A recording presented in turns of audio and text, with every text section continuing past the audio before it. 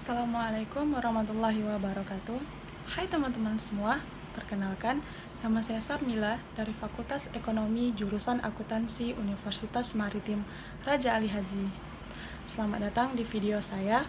Di sini saya akan mencoba menjelaskan mengenai anggaran sektor publik dengan pembahasan utama kita yaitu pentingnya anggaran sektor publik dan peran atau fungsi dari anggaran sektor publik. Langsung saja kita mulai dengan pembahasan kita yang pertama. Tetapi sebelum itu kita harus tahu nih, apa sih sebenarnya anggaran sektor publik itu? Anggaran merupakan estimasi kinerja yang hendak dicapai dalam periode waktu tertentu yang dinyatakan dalam ukuran finansial.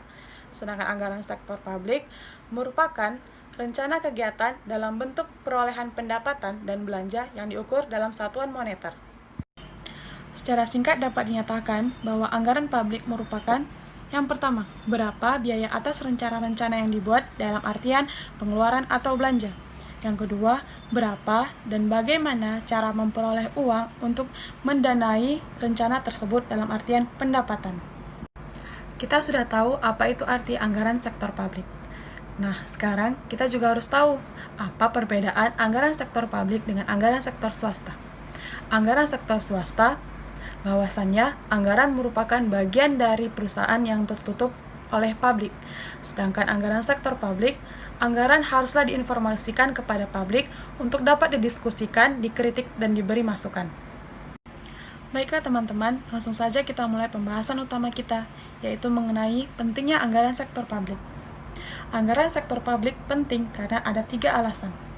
Yang pertama, anggaran merupakan alat bagi pemerintah untuk mengarahkan pembangunan sosial ekonomi, menjamin kesinambungan, dan untuk meningkatkan kualitas hidup masyarakat.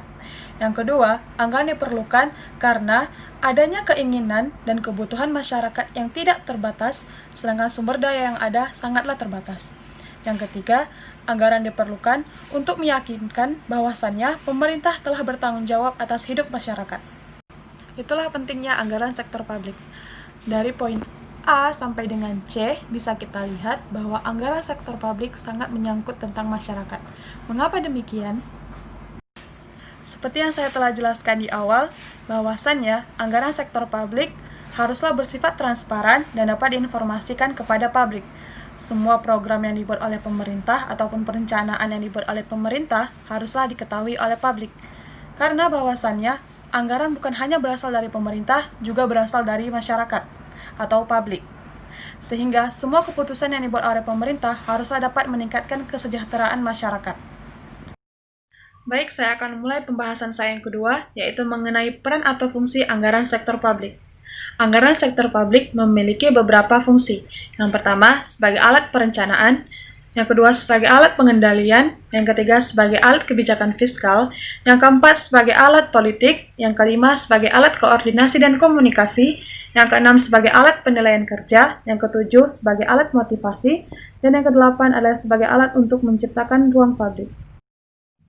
Saya akan menjelaskan satu persatu mengenai fungsi dari anggaran sektor publik. Yang pertama, anggaran sebagai alat perencanaan. Anggaran sebagai alat perencanaan manajemen untuk mencapai tujuan organisasi. Anggaran sektor publik dibuat untuk mengetahui tindakan apa yang dilakukan oleh pemerintah, berapa biaya yang dibutuhkan, dan berapa hasil yang diperoleh dari belanja pemerintah. Yang kedua, sebagai alat pengendalian, memberikan rincian detail terhadap pendapatan dan pengeluaran pemerintah, agar pembelanjaan yang dilakukan oleh pemerintah dapat dipertanggungjawabkan kepada publik. Dan juga, anggaran sektor publik dapat digunakan untuk mengendalikan atau membatasi kekuasaan eksekutif.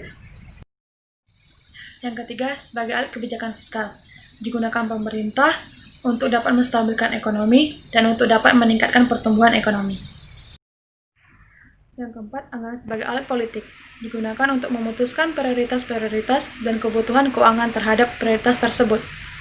Pada sektor publik, anggaran merupakan dokumen politik sebagai bentuk komitmen eksekutif dan kesepakatan legislatif atas penggunaan dana publik untuk kepentingan tertentu.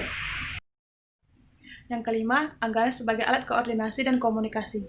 Anggaran sebagai alat koordinasi antar dalam bagian pemerintah. Anggaran yang disusun dengan baik akan mampu mendeteksi inkonsistensian suatu unit kerja dalam pencapaian tujuan organisasi. Di samping itu, anggaran juga berfungsi sebagai alat komunikasi antar unit kerja di lingkungan eksekutif. Anggaran haruslah dikomunikasikan ke seluruh bagian organisasi untuk dilaksanakan. Yang keenam, anggaran sebagai alat penilaian kinerja merupakan wujud komitmen eksekutif kepada legislatif. Kinerja eksekutif dinilai berdasarkan pencapaian target anggaran dan efisiensi pelaksanaan anggaran. Kinerja manajer publik dinilai berdasarkan berapa yang berhasil ia capai dikaitkan dengan anggaran yang telah ditetapkan. Yang ketujuh, anggaran sebagai alat motivasi digunakan untuk memotivasi manajer dan stafnya agar dapat bekerja secara ekonomis, efektif, dan efisien dalam mencapai tujuan organisasi yang telah ditetapkan.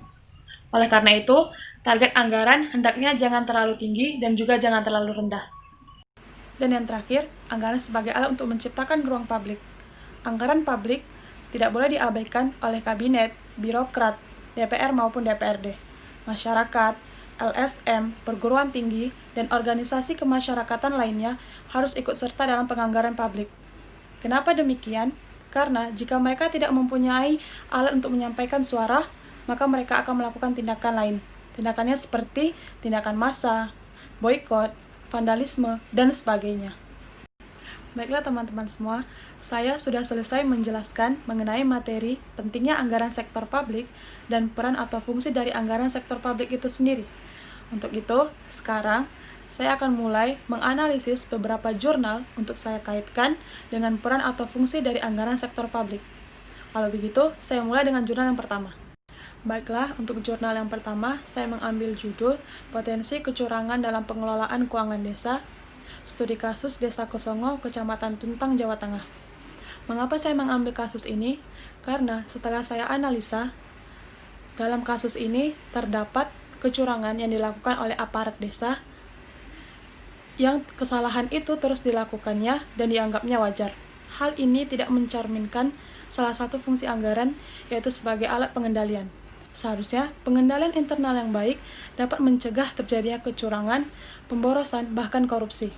Untuk itu, perlunya pengawasan khusus untuk mengendalikan pengelolaan keuangan desa agar hal ini tidak terjadi lagi dan tidak menyebabkan kerugian bagi masyarakat. Untuk jurnal yang kedua, saya mengambil judul Pengaruh Budaya Organisasi dan Gaya Kepemimpinan Organisasi Sektor Publik dengan motivasi sebagai variabel intervening. Mengapa saya mengambil judul ini?